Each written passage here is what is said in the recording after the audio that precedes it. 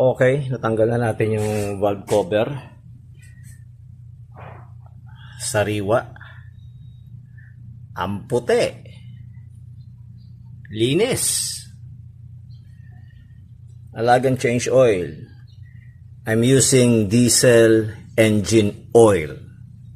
So, wala naman. Basta diesel engine oil. Regular change oil lang. Any engine oil. Kahit gasoline engine oil pa yan.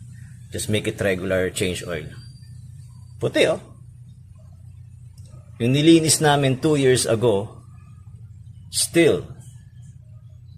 Alaga lang. Alaga lang. And then ito yung mga may leak. May kita mo naman yan sa cover ng gasket. Kaya nag-leak banda rito.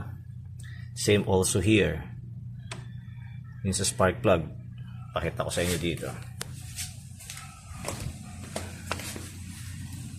Yun, may tama. Ayun oh. Kaya nagdi-leak. Okay, so ito yung cause ng leak. Linis. That's it.